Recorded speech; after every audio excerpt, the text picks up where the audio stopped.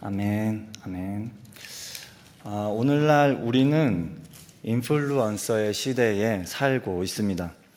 인플루언서는 온라인 세상에서 수많은 사람들에게 영향을 끼치는 사람들입니다. 그들은 수십만, 수백만 명의 팔로워를 가지고 사람들의 옷 입는 법, 먹는 법, 살아가는 법에까지 막대한 영향을 끼칩니다. 그들의 말 한마디에 상품이 매진이 되고 그들이 방문한 장소는 명소가 되기도 합니다. 인지도 있는 사람의 말 한마디가 참으로 힘이 있습니다. 그래서 세상은 높아지라고 말합니다. 권력을 가지라고 말하고 인기 있으라고 말하고 성공하라고 말합니다. 그래야 인지도 있고 그 말에 힘이 있기 때문입니다. 하지만 오늘 본문은 세상의 기준과는 정반대의 모습을 하였지만 아주 강력한 영향력을 끼친 한 인물을 우리에게 소개하고 있습니다. 바로 세례 요한이고, 오늘 본문은 요한을 통해 믿음이 무엇인지 우리가 살펴보고자 합니다. 오늘 저는 말씀을 통해서 삶으로 증명하는 믿음이 무엇인지 함께 말씀을 나누고자 합니다. 삶으로 증명하는 믿음은 무엇입니까? 첫째로 삶으로 증명하는 믿음은 광야의 소리처럼 살아가는 것입니다. 본문 1절은 이렇게 말합니다. 그때에 세례 요한이 이르러 유대 광야에서 전파하여 말하되 라고 시작하고 있습니다. 그의 무대는 광야였습니다. 광야는 어떤 곳입니까? 광야는 사람이 살기 좋은 기름진 땅이 아닙니다. 물이 없고 그늘이 부족하고 낮에는 덥고 밤에는 추운 그런 곳입니다. 척박하고 메마른 땅, 생존한 것이 치열한 그런 곳이지요. 요한은 왜 이런 곳에서 사역을 시작했을까요? 광야는 세상의 풍요와 편리함으로부터 단절된 곳입니다.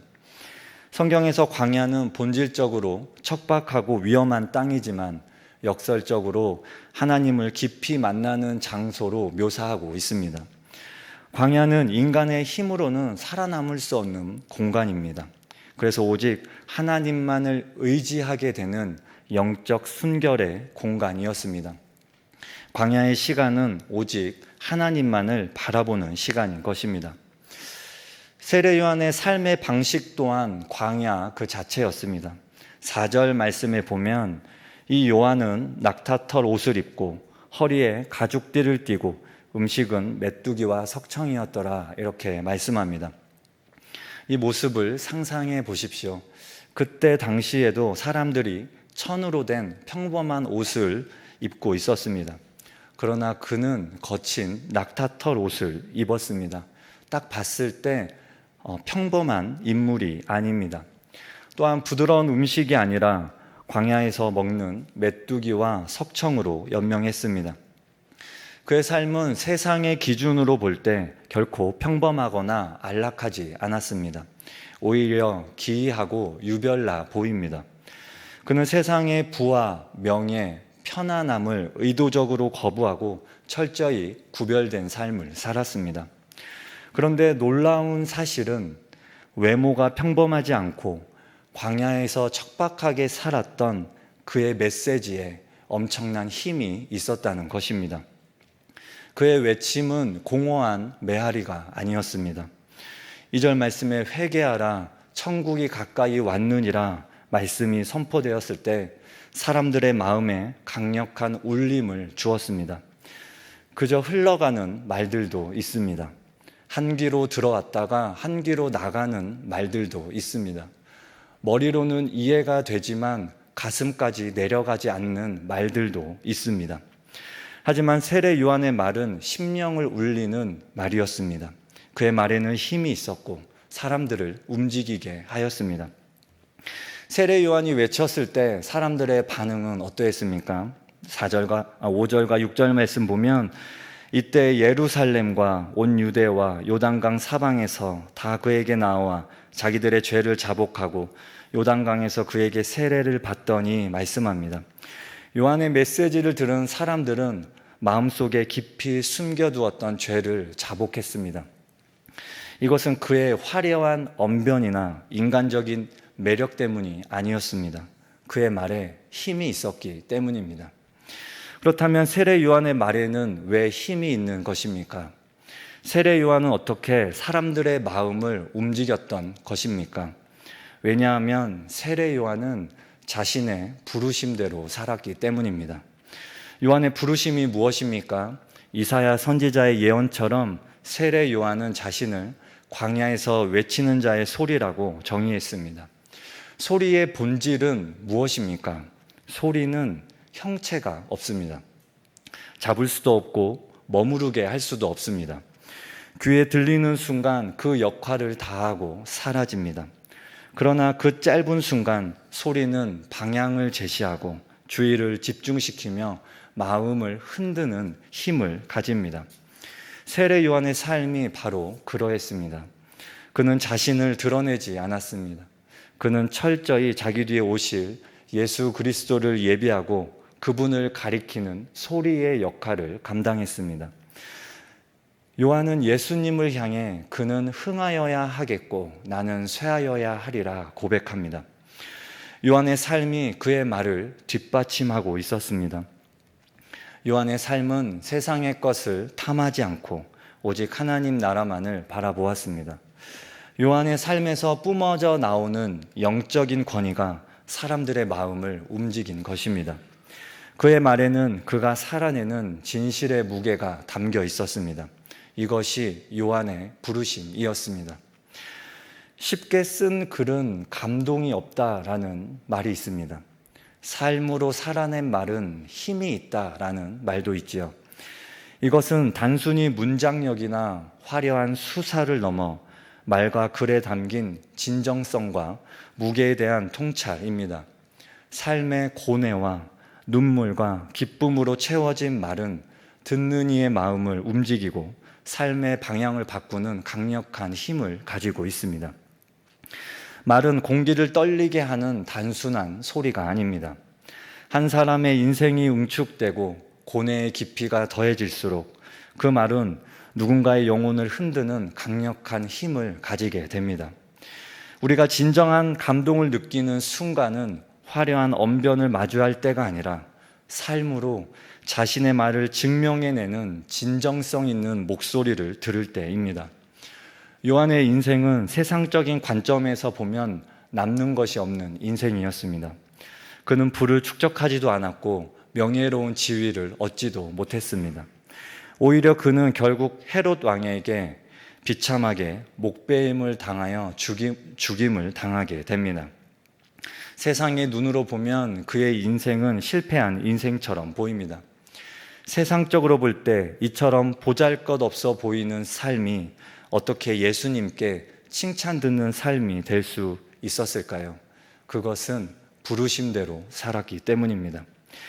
이와 관련하여 우리에게 깊은 감동을 주는 동화 한 편이 있습니다. 권정생 작가의 강아지똥이라는 이야기입니다. 한 강아지가 골목길에 똥을 쌌습니다. 이 강아지가 싼 똥이 바로 강아지 똥입니다. 이 동화의 주인공이죠. 이 강아지 똥은 누군가와 친구가 되고 싶어 합니다. 그러나 참새와 흙덩이 그리고 닭과 병아리는 더럽다는 이유로 이 강아지 똥을 외면합니다. 강아지 똥은 자신이 아무짝에도 쓸모없는 존재라는 것에 대하여 슬퍼합니다. 강아지 똥은 긴 겨울을 나고 봄을 맞이합니다. 봄비가 내린 후 강아지 똥 앞에 파란 민들레 싹이 돋아났습니다. 둘은 서로 인사를 합니다. 민들레 싹은 자신에게 꼭 필요한 것이 있는데 그것은 너라고 합니다. 강아지 똥은 민들레로부터 거름이 있어야 꽃을 피울 수 있다는 이야기를 듣게 됩니다. 그래서 강아지 똥은 기꺼이 자기의 몸을 쪼개 민들레 뿌리로 스며들어 거름이 되어줍니다. 강아지 똥의 사랑으로 민들레는 예쁜 꽃봉오리를 피우게 됩니다. 작가는 이 작품 속에서 길가에 버려진 강아지 똥도 버려진 존재가 아니라 남을 키워내는 귀중하고 살아있는 영혼이라는 것을 보여주고 있습니다. 강아지 똥은 인생의 한 단면을 보여주고 있습니다. 처음부터 버려진 인생, 남들이 꺼리는 인생, 좋은 것이 없는 인생의 모습을 담고 있습니다.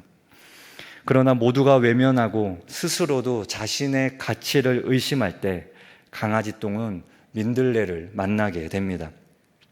그리고 자신이 가진 더러운 이 모습도 누군가에게는 필요와 의미가 있다는 것을 깨닫고 빗물에 민들레 싹을 끌어안고 녹아버립니다. 그리고 그 후에는 밝게 빛나는 민들레로 피어나 하늘 높이 하얀 꽃씨가 되어 날아가게 됩니다. 예수님이 개똥 같고 진흙 같은 우리 인생에게 말을 거시는 것입니다. 너의 개똥 같은 삶도 의미가 있다. 버려진 것 같고 심판을 받는 것 같고 형벌 같은 인생을 사는 것 같지만 너의 삶이 나에게는 가치가 있고 소중하다고 말씀하시는 것입니다. 강아지 똥이 민들레를 끌어안고 빗물에 자신을 녹이는 것처럼 우리 진흙 같은 인생이 예수 그리스도를 가슴에 영접하고 살아갈 때 우리 삶은 은혜의 빗물에 녹아들게 될 것입니다. 그리고 우리가 알지 못하는 어느 날 생각지 않았던 모습으로 변화되는 우리를 발견하게 될 것입니다. 민들레 꽃씨가 하얗게 하늘로 날아가는 것처럼 우리 인생이 예수 그리스도의 가치를 끌어안고 살아갈 때 우리 삶은 하늘에 소망을 두고 이 땅에서 기쁨으로 살아가게 되는 것입니다. 성도 여러분, 강아지 똥의 모습이 세례 요한의 삶과 깊이 닮아 있지 않습니까? 세상이 보기에는 버려지고 보잘것없는 존재였습니다. 그러나 그는 자신을 철저히 낮추고 녹여서 예수 그리스도라는 가장 아름다운 생명의 꽃을 드러내는 걸음이 되기를 자처했습니다. 그는 사라져야 할 소리였고 예수님은 영원히 피어나실 말씀이셨습니다. 그렇기에 예수님은 요한을 향해 여인이 낳은 자 중에 세례 요한보다 더 큰 이가 없다라고 말씀하시면서 칭찬하시는 것입니다.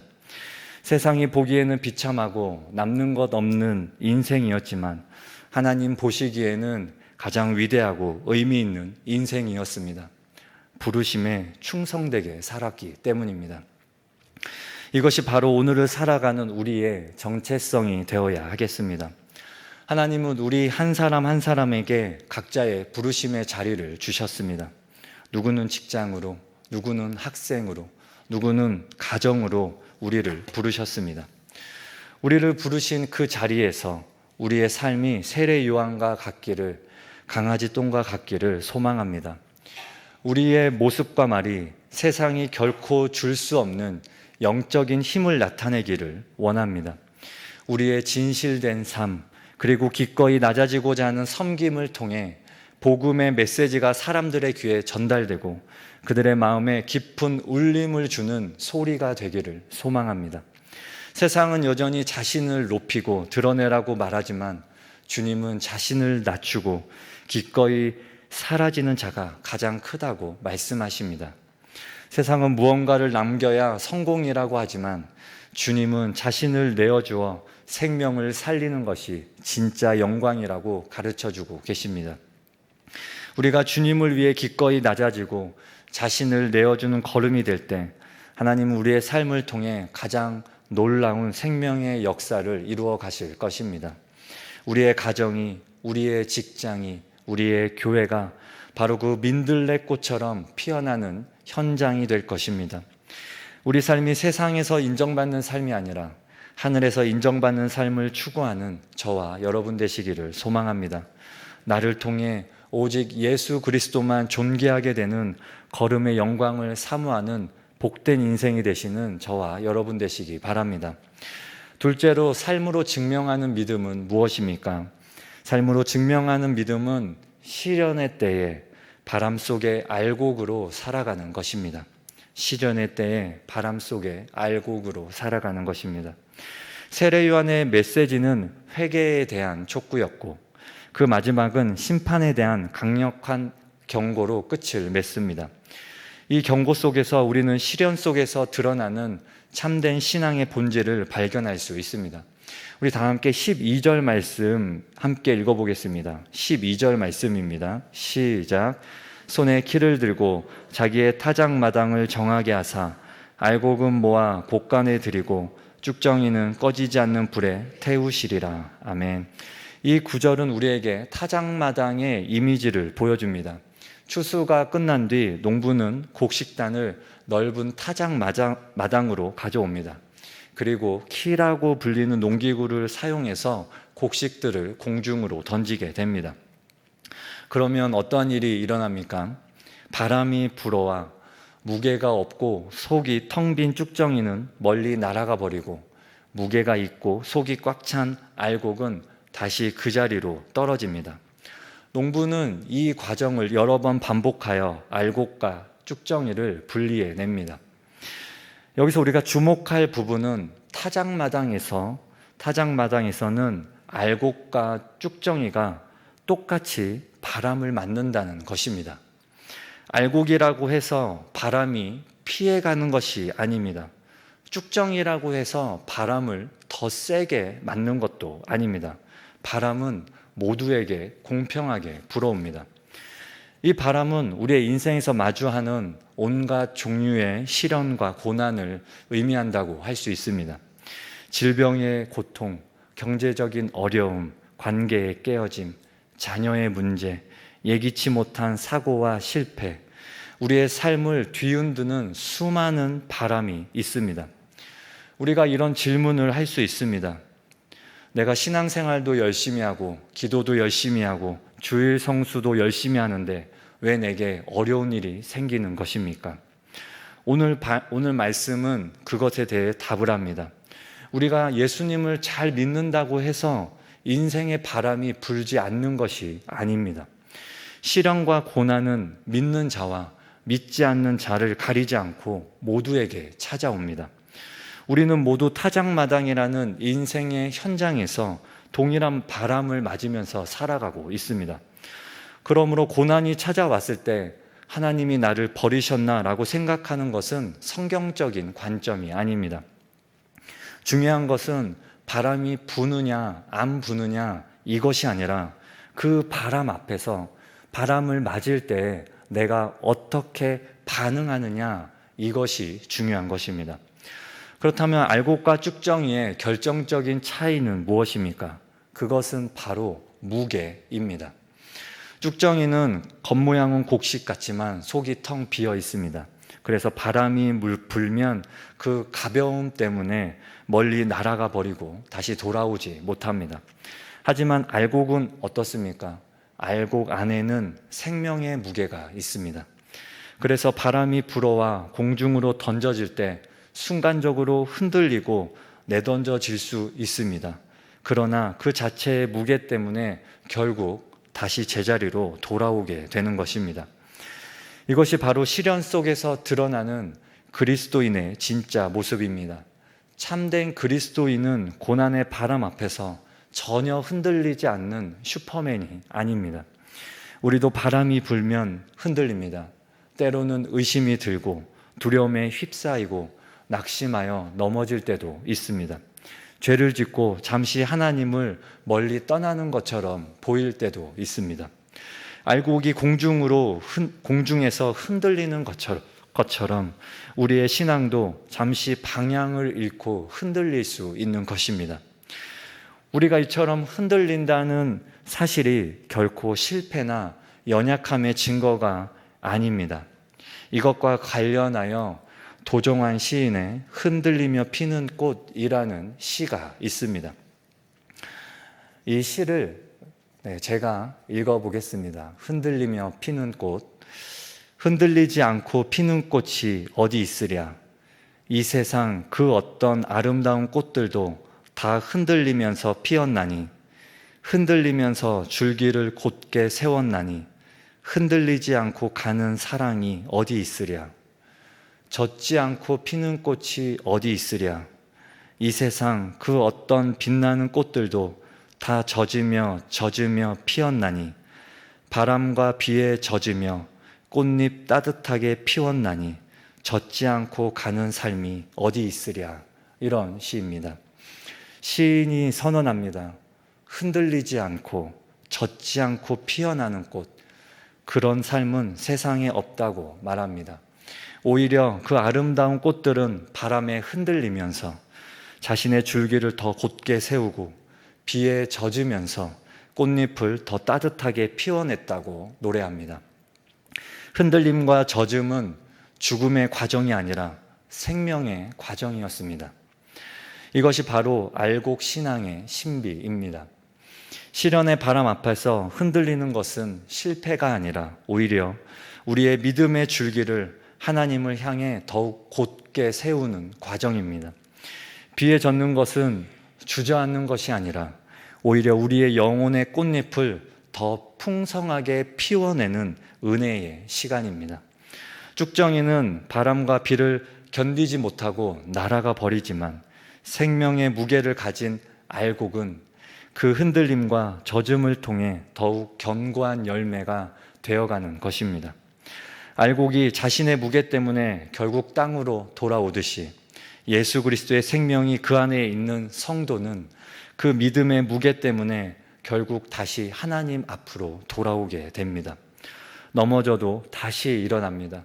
죄를 지었어도 회개하고 다시 주님의 자리로 돌아옵니다. 흔들릴 수는 있지만 뿌리채 뽑혀 날아가지는 않습니다.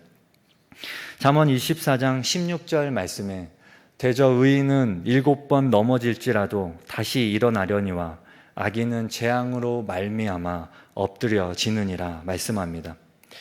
의인은 7번 넘어질지라도 다시 일어난다고 말합니다. 이것이 바로 하나님께서 우리에게 주신 믿음의 실체입니다. 그렇다면 어떻게 의인은 7번 넘어져도 다시 일어날 수 있습니까? 그 힘은 어디에서 나오는 것입니까? 그것은 바로 우리의 뿌리가 어디에 있는가에 달려 있습니다. 꽃이 바람에 흔들려도 뽑히지 않는 것은 뿌리가 땅 속에 박혀 있기 때문입니다. 우리의 삶이 바람에 흔들리고 비에 젖어도 쭉정이처럼 날아가지 않는 것은 우리의 믿음의 뿌리가 하나님께 단단히 붙들려 있기 때문입니다. 우리는 연약해서 넘어지고 방황할 수 있습니다. 하지만 하나님은 우리의 뿌리를 붙들고 계십니다. 하나님의 은혜가 우리의 믿음을 땅에 고정시키고 우리가 다시 돌아올 수 있도록 붙들어 주십니다. 우리 신앙의 진짜 힘은 우리의 의지나 노력이 아니라 우리를 붙들고 계시는 하나님의 손에 있는 것입니다. 하나님께서 타작마당에서 바람을 허락하시는 이유는 우리를 괴롭히기 위함이 아닙니다. 목적은 분명합니다. 알곡을 모아 안전한 곡간으로 들이기 위함입니다. 쭉정이를 걸러내고 진짜 알곡을 구별하여 영원한 하나님 나라, 그 안전한 곡간으로 우리를 들이시기 위하여 연단의 과정을 허락하시는 것입니다. 그러므로 지금 인생의 거센 바람을 맞고 계신 성도님들 계십니까? 낙심하지 마십시오. 그 바람은 여러분을 날려버리기 위한 심판의 바람이 아니라 여러분 안에 있는 믿음을 증명하고 여러분을 더 순결한 알곡으로 만들어 하나님의 곡간에 들이기 위함입니다. 흔들릴 수 있습니다. 그러나 다시 주님께로 돌아오면 됩니다. 넘어질 수 있습니다. 다시 주님의 손을 붙잡고 일어나면 됩니다.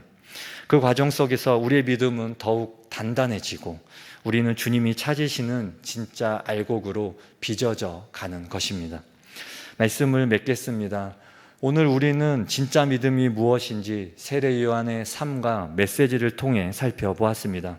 믿음은 소리로 시작하여 알곡으로 증명되는 것입니다. 먼저 우리의 삶이 세례 요한처럼 세상과 구별되어 오직 주님만 가리키는 진실한 소리가 되어야 하겠습니다. 그 진실한 삶을 통해 우리 안에 믿음의 무게가 채워질 때 우리는 비로소 인생의 어떤 시련의 바람 앞에서도 날아가지 않는 알곡으로 서게 될 것입니다. 우리의 부르심은 세상의 나를 증명하는 것이 아니라 삶으로 그리스도를 증명하는 소리가 되는 것입니다. 우리의 목표는 시련 없는 삶이 아니라 시련을 이겨내는 알곡이 되는 것입니다. 우리 평생의 삶에 각자의 광야의 자리에서 진실한 소리로 살아가는 저와 여러분 되시기 바랍니다. 각자의 타작마당에서 견고한 알곡으로 증명되는 저와 여러분 되시기 바랍니다.